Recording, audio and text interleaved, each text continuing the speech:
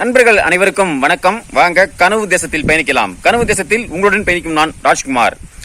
நண்பர்களை, இந்த பதிவில் எதை பற்றி பார்க்க போறோம் அப்படின்னா, சீமான் தம்பிகளை புகழ்ந்து பேசிய இனியவள் ரஜினி, சர்ச்சைகளை கிளப்பிய தம்பிகள், இதற்கு இந்த தம்பியின் என்ன பதில் அப்படிங்கிறத பற்றி தான் இந்த காணொலியில் பார்க்க போறோம். வாங்க காணொலிக்குள்ள போகலாம். நண்பர்களே, அதுக்கு முன்னாடி இப்போ எனது விவசாய பணி நான் என்ன செஞ்சிட்டு இருக்கேன் அப்படின்னா, நம்ம அந்த தக்க பூண்டுக்கு தண்ணி பாஞ்சிட்டு இருக்கு. காலையில் ஒரு காணொலி பதிவு பண்ணியிருந்தேன். அதுலேயும் வந்து பதிவு பண்ணியிருந்தேன். ஒரு வெங்காய பட்டறைக்கு வந்து கீர்த்து கட்டி முடிஞ்சது. இன்னைக்கு வந்து தக்க பூண்டுக்கு தண்ணி பாய்க்கணும்னு சொல்லிட்டு அந்த வகையில் இன்னைக்கு காலையில் வந்து தண்ணி பாய்க்கலான்ட்டு வந்தால் வாய்க்கால்லாம் வந்து பில்லு, இப்போ ஒரு வாரத்துக்கு முன்னே மழை பெஞ்சது பார்த்தீங்களா, அதனால வாய்க்காலில் பில்லு, வரப்புலையும் பார்த்தீங்கன்னா அருகும்பில் நிறைய சிலுமையாக வந்து வந்தது. அதனால என்ன பண்றதுன்னு பாத்தீங்கன்னா, உடனே வரப்புல இருந்த பிள்ளையும் அறுத்துட்டு வாய்க்காலையும் சீவி விட்டு ஒவ்வொரு பாத்தியா தண்ணி வந்து பாஞ்சிட்டு இருக்கு. இந்த வரப்புல இருந்த இந்த அருகம்பில்ல பாத்தீங்கன்னா அப்படியே பச்சை பசையில சும்மா செழுமையா இருந்தது. சரி, அறுத்தா மாட்டுக்கு ஆகும் அப்படின்னு சொல்லிட்டு வரப்புல ஒரு பக்கமா இருந்து அதையும் அறுத்துட்டு அதையும் மாட்டுக்கு போட்டேன். ஒரு வேளையை தண்ணியும் பாஞ்சிட்டு இருக்கு. இப்படி ஒரு பாத்தி பாயறதுக்கு கிட்டத்தட்ட ஒரு 3/4 மணி நேரம், ஒரு 50 நிமிடம் அந்த மாதிரி ஆகும்.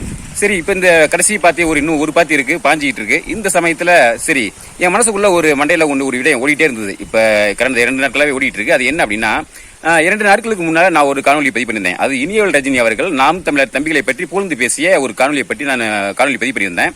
அந்த காணொலி கீழே நமது உறவுகள் சில பேர் வந்து கருத்து வந்து பதிவிட்டு இருந்தாங்க. இவங்க வந்து அண்ணன் சீமானையும் நாம் தமிழையும் வந்து அவதூறா பேசுறாங்க, இவங்க வந்து நம்பக்கூடாது அப்படிங்கிற மாதிரி ஒரு கருத்தை சில பேர் பதிவு பண்ணியிருந்தாங்க.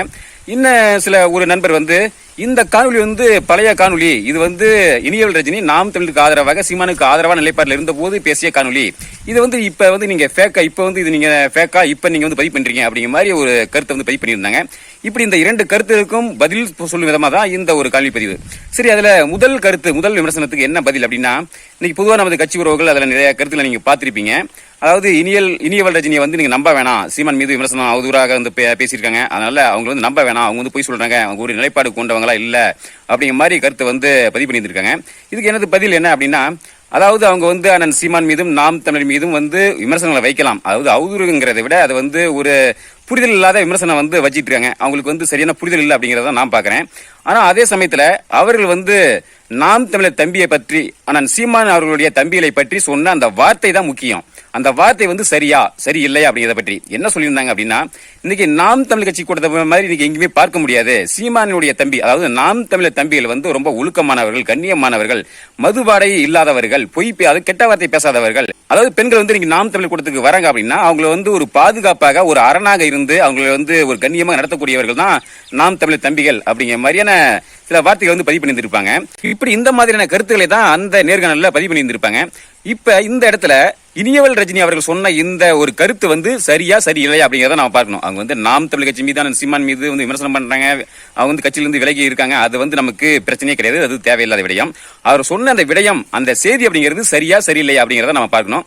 அந்த விதத்தில் அவர்கள் சொன்ன அந்த செய்தி அப்படிங்கிறது 100க்கு 100% வந்து உண்மை, சரி அப்படிங்கிறது தான் எனது நிலைப்பாடு. நமது கட்சியினுடைய பெரும்பாலானுடைய நிலைப்பாடு தான். சில பேர் வந்து புரிதல் இல்லாம அவங்க வந்து இந்த மாதிரி அவங்க எப்படி பேசலாம், இப்படி விமர்சனம் பண்ணிட்டு சீமான் மீது விமர்சனம் வச்சுட்டு எப்படி இந்த மாதிரி பேசலாம் அப்படிங்கிற மாதிரி ஒரு மாற்று கருத்து வைக்கிறாங்க.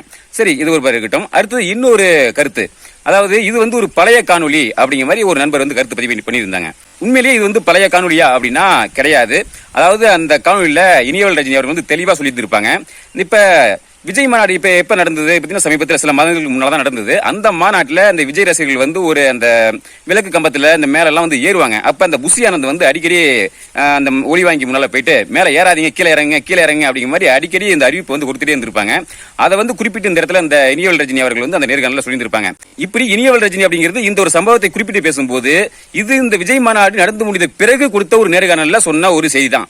அப்ப எப்படி இது வந்து விஜய் மாநாட்டுக்கு முன்ன இது வந்து ஒரு பழைய காணொலியா இருக்க முடியும்? அதாவது விஜய் மாநாடு நடந்து முடிந்த பிறகு கொடுத்த ஒரு நேர்காணல தான் இனியவள் ரஜினி அவர்கள் வந்து இந்த செய்தியை வந்து குறிப்பிட்டிருக்காங்க, இந்த நேர்காணல பேசியிருக்காங்க.